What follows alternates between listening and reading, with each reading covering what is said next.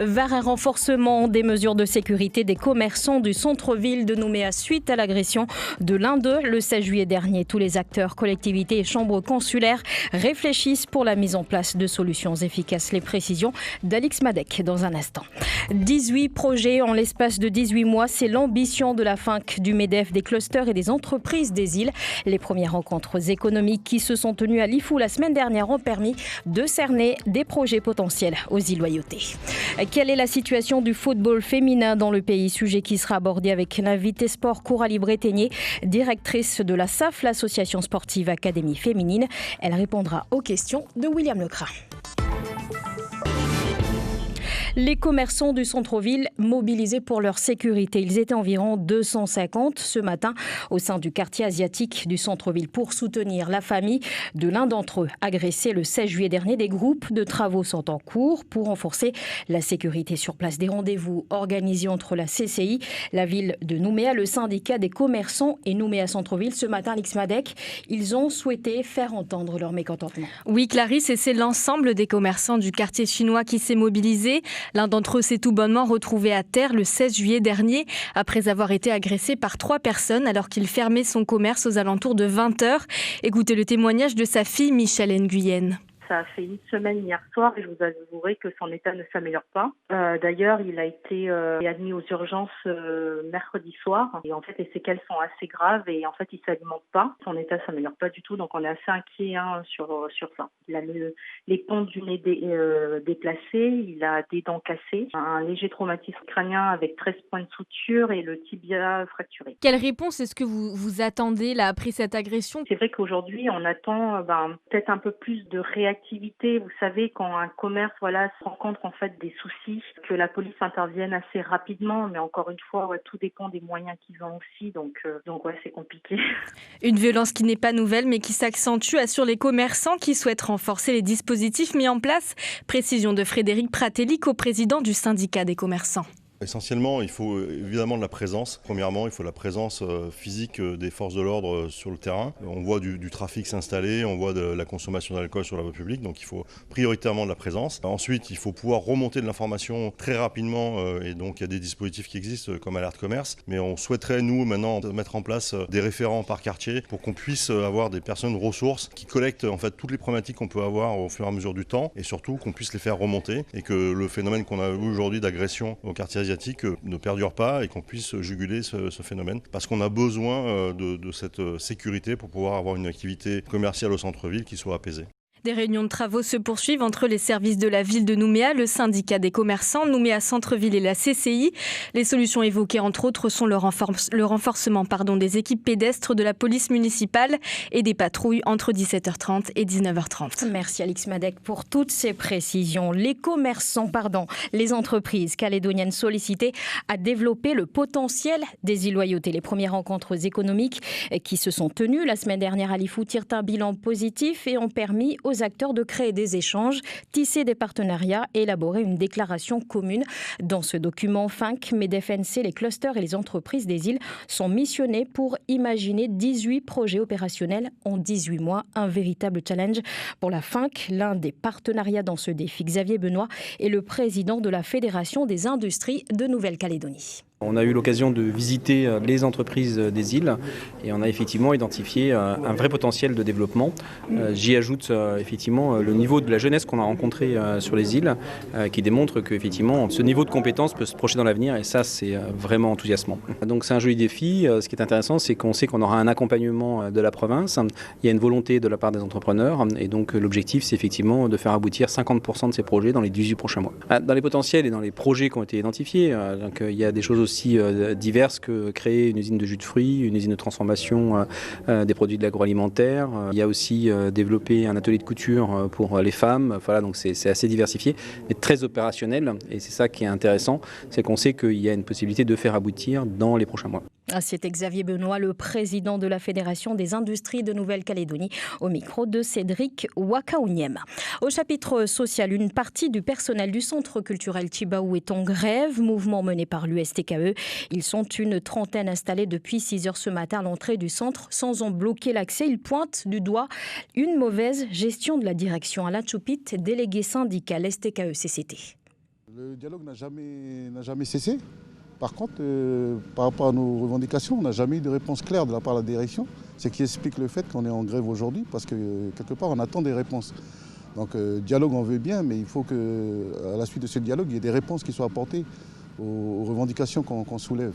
L'un des premiers points, c'est la question de la GRH ici, la secrétaire générale adjointe en charge des ressources humaines, qui nous pose problème du fait que quelque part dans sa gestion, elle participe à la déstabilisation sociale en interne et que nous, on remet en cause par ses fonctions, par son incompétence.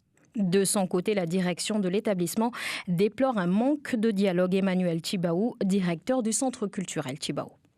Moi, je ne peux pas mettre des mots à leur place sur un malaise. Je peux juste proposer des espaces de discussion. Si le syndicat refuse et décide de faire la grève, ça veut dire que la parole, les engagements qu'on a pris ensemble d'avancer sur le mouvement d'humeur, qui était d'abord un mouvement d'humeur, ça veut dire que ces instances-là n'ont plus lieu d'être. Je vais de toute façon les recevoir une fois que le piquet de grève sera enlevé, parce que je n'ai pas l'habitude de discuter avec un piquet de grève. J'ai l'habitude de discuter avec des partenaires qui sont engagés dans des propositions. Des propos recueillis par Nathan Pouaouteta et Christian Favenec. 40e Assemblée générale du SOINC Nickel ce matin. Nous met à l'occasion d'évoquer l'histoire de la création de l'USOINC, l'Union des syndicats des ouvriers employés de Nouvelle-Calédonie, qui compte actuellement 978 adhérents. C'est le premier syndicat du territoire. Le SOINC Nickel est à l'origine de la fondation de l'Union et pour l'occasion, anciens dirigeants du syndicat et de la section ont été invités. Le repreneur officiel de Nouvelle-Calédonie sera annoncé lundi prochain. Il s'agirait toujours du groupe australien New Century Resources. Les négociations sont en cours de finalisation. Un sujet abordé lors du comité d'entreprise extraordinaire de l'industriel réuni hier. La réorganisation du plan social de Vallée a aussi été évoquée. En passant en politique, après l'élection du bureau du Congrès, l'avènement d'un nouveau groupe, UC Éveil Océanien, l'heure est aux questions. Quelles conséquences pour le fonctionnement dans l'hémicycle? Quel impact au gouvernement et à la province sud, où l'Éveil Océanien s'est allié à l'avenir en confiance? Ce matin, Vaïmou Amouliava s'est voulu rassurant. Invité de la matinale sur notre antenne, le secrétaire général du jeune parti a redit son intention de travailler avec tout le monde et de maintenir les équilibres. Mais dans ce cas, pourquoi intégrer un groupe? La réponse de Vaïmou Amouliava. C'est toujours rentrer dans un groupe et finalement, au lieu d'être observateur au Congrès, être acteur comme au gouvernement. Acteur au Congrès, tout en étant libre. Nous sommes indépendants. Il l'a dit, le président, dans ses interventions hier. Nous rentrons dans un groupe tout en gardant notre indépendance. Donc ça veut dire que même si vous êtes dans le groupe UC FLNKS nationaliste et Éveil Océanien désormais, vous pourrez voter différemment des autres élus qui composent ce groupe? Bien sûr. C'est assez inédit. Pourquoi? C'est un intergroupe, c'est comme une petite plateforme. Et puis, je vois pas où est le problème. Vous vivez, chaque Calédonien ici vit avec des indépendantistes et des non-indépendantistes. On évolue chacun partout dans nos écosystèmes avec ce même équilibre. C'est ce que nous faisons. Nous le portons aux institutions. L'image de la société, nous voulons la retrouver dans les institutions. C'est ce qu'on appelle la démocratie participative.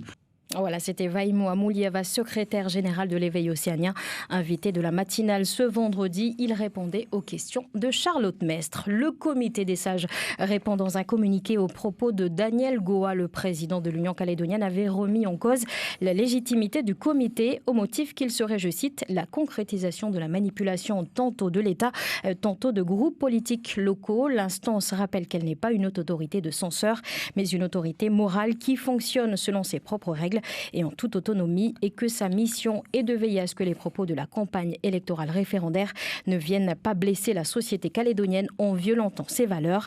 À ce titre, le comité des sages entend rester vigilant durant tout le déroulement de la période électorale. Il interviendra, conclut le communiqué, à chaque fois que nécessaire lorsque son climat serait amené à se détériorer. Et la suite de ce journal, c'est avec l'invité sport et c'est avec vous, William Lecrin. Bonjour William. Bonjour Clarisse et bonjour à tous. L'invité sport sur la première. Focus sur le foot féminin sur le territoire. Nous accueillons dans nos studios Coralie Bretigny, directrice de l'ASAF. Bonjour. Bonjour. Vous êtes la cofondatrice de l'association sportive Académie Féminine créée en 2017. Une structure formatrice 100% féminine construite sur 3 axes prioritaires. Coralie Bretigny, l'ASAF, pour reprendre vos propos, ce n'est pas un club de foot, c'est bien plus. Oui, c'est ça. C'était notre volonté à la création de cette structure. Ne pas simplement mettre en place des entraînements. Donc on est construit sur 3 axes. Donc l'axe scolaire, puisqu'on a mis en place un suivi scolaire et de l'aide aux devoirs, de l'accompagnement pour celles qui en ont besoin. Ensuite, on a l'axe sportif, bien évidemment, puisqu'on a mis en place un cadre d'entraînement assez rigoureux, je dirais, pour essayer de travailler dans les meilleures conditions possibles, mais aussi avec la découverte d'autres activités sportives en dehors de la pratique football. Et l'axe éducatif, puisqu'on essaye du mieux qu'on peut de faire un suivi au niveau de l'hygiène de vie, de l'alimentation, de la communication, de la confiance en soi, donc par la mise en place d'ateliers éducatifs pour les adhérentes. On peut dire que ça fonctionne bien pour votre équipe, l'ASAF, avec ce début de championnat, et puis même en plus, en 2018, vous êtes invaincus. Donc on va dire que le travail, il n'y a pas de secret, le travail paye. Le travail paye, ça c'est certain. Après, on met tout, on essaye de mettre toutes les chances de notre côté et de s'entraîner assez sérieusement pour arriver à avoir des résultats sportifs. Alors en juin 2016, elles étaient plus de 1000 licenciés. Le football féminin était en plein essor en Nouvelle-Calédonie, profitant des projets de développement de la FIFA et de la Fédération calédonienne de football qui comptaient bien faire évoluer la discipline. 4 ans après, quel est votre constat ? Alors, mon constat, ça sera sans les chiffres, parce que je ne les ai pas, donc je ne vais pas pouvoir être précise au niveau des chiffres. Cette année, malheureusement, on constate dans les équipes engagées qu'il y a une baisse certaine, surtout pour la pratique du football féminin à 11 chez les seniors. Donc les seniors, c'est encore des jeunes filles puisque c'est à partir de 18 ans, donc on est encore jeunes. Et malheureusement, on n'était que 3 clubs à engager cette année, 6 l'année d'avant et encore plus l'année d'avant. Donc moi, je constate une baisse d'engagement chez les seniors, mais en espérant que ça se rattrape chez les jeunes, avec un peu plus d'équipes chez les jeunes, ce qui est le cas, mais ça manque encore de stabilité en tout cas. Alors comment développer le foot féminin dans les clubs en tenant compte des coûts de fonctionnement ? Oui, c'est sûr que le coût de fonctionnement, c'est un peu particulier parce que on ressent quand même que la pratique féminine n'est pas la priorité dans les clubs aujourd'hui, surtout les clubs masculins. Les féminines sont là, mais c'est surtout l'encadrement peut-être qui manque. Il y a plein de choses à faire pour pérenniser la pratique, mais c'est un gros travail quand même. Alors pourquoi le foot féminin est moins populaire ? Parce qu'il y a moins d'engouement autour de la pratique féminine. Pourquoi ça, il faut demander on va dire au public, aux supporters. On est un peu moins reconnu, un peu moins médiatisé. Il y a moins d'enjeux sportifs. Tout ça, c'est des éléments qui font que voilà. Coralie Bretigny, la 9e édition de la Coupe du Monde féminine de football aura lieu en juillet 2023 en Australie et en Nouvelle-Zélande. Ce tournoi international réunira pour la première fois 32 équipes.